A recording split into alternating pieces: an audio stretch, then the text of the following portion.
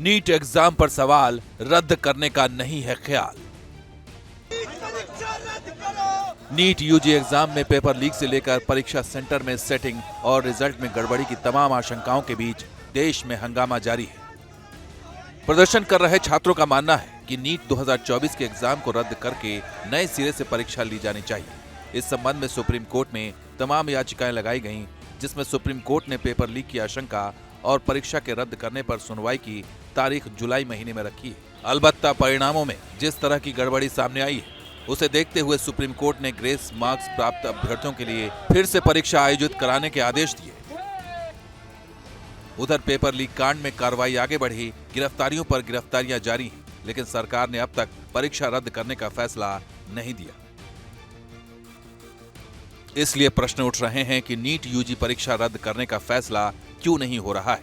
क्या विवादों में घिरी परीक्षा एनटीए की कार्यशैली पर प्रश्न बनकर ही रह जाएगी, और क्या नीट यूजी की परीक्षा सरकार के एक्शन पर सवालिया निशान नहीं लगाएगी?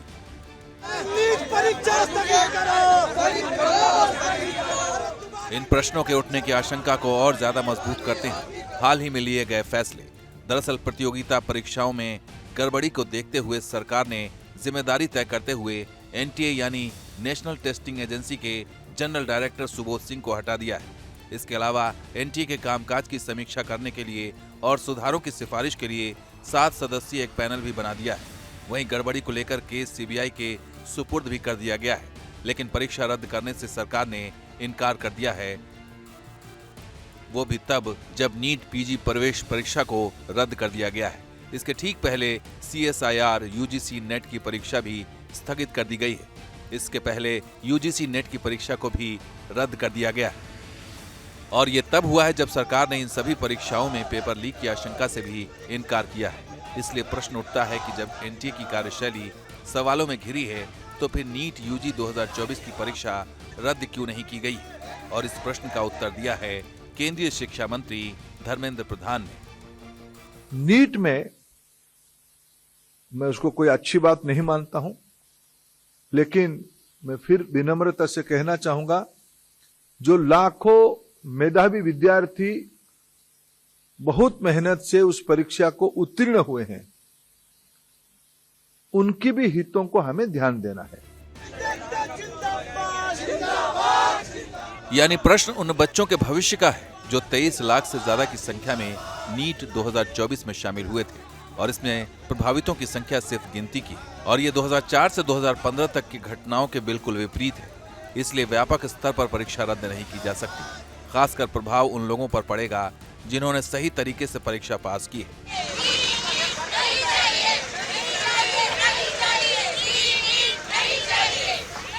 इसके अलावा व्यापक रूप से परीक्षा रद्द करने का फैसला अभी सुप्रीम कोर्ट की सुनवाई और फैसले पर निर्भर है।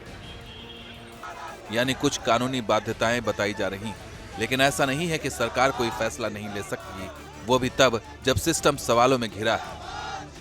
यही वजह है कि सिस्टम में सुधार के लिए सरकार ने 21 जून को नया कानून लागू कर दिया है। ये नया कानून पेपर लीक और नकल रोकने के लिए फरवरी में पारित हो चुका था। इस कानून के तहत आंसर शीट से छेड़छाड़ के दोषी के लिए सजा का प्रावधान है। दोषी को कम से कम 3 वर्ष की जेल और 10 लाख रुपए के जुर्माने की सजा है। इसके अलावा इस कानून के तहत अपराध संज्ञेय और गैर जमानती है, यानी दोषियों को कानून के तहत सजा होगी, लेकिन नीट यूजी की परीक्षा रद्द नहीं होगी। इसलिए यह मुद्दा अब विपक्ष के लिए सबसे बड़ा मुद्दा बन गया है, और सरकार का घेराव इसी मुद्दे पर किया जा रहा है।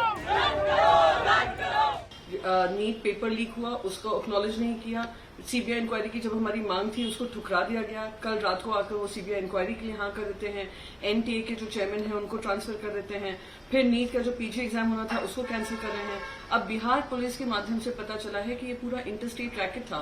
देखिए, स्कैम तो हुआ है, स्कैम पता नहीं कितने और स्कैम आएंगे सामने। मैं समझता हूँ ये बहुत ही बड़ा सख्त जुल्म है उन बच्चों पे, बेहद जुल्म है जिन्हें क्वालिफाई किया, और क्वालिफाई किया पढ़कर, कोई अखबार पेपर खरीदा नहीं। आज उनको फिर से इस मुसीबत पर डालना पड़ेगा।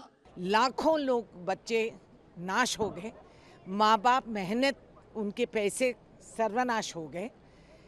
तो और ना आगे जा सक रहे ना पीछे हट सक रहे, तो क्या करें इन बच्चों को।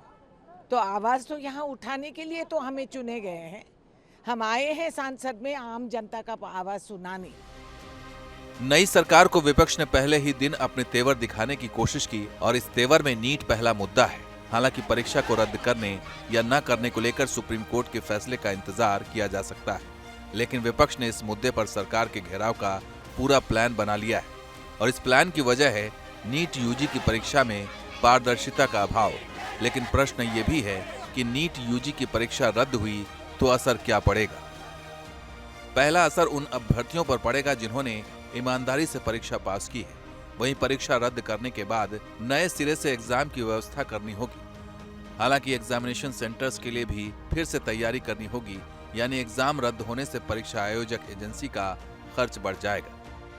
हालांकि परीक्षा अगर रद्द होती है तो सरकार और एजेंसी के पास एक विकल्प ये जरूर होगा कि नए सिरे से फॉर्म भरने की जरूरत नहीं होगी। नीट यूजी के लिए भरे गए आवेदन को ही मान्य किया जा सकता है। परीक्षा सेंटर्स को लेकर व्यवस्था भी करने की जरूरत नहीं होगी। सिर्फ प्रश्न बनाने, OMR शीट को लेकर पारदर्शिता बरतने की जरूरत होगी। हालांकि इसमें भी खर्च होगा, लेकिन नीट यूजी की परीक्षा में पारदर्शिता पर उठ रहे प्रश्न हमेशा के लिए खत्म हो जाएंगे, पर ऐसा हो नहीं रहा है। और क्यों नहीं हो रहा है, इसे भी जान लीजिए।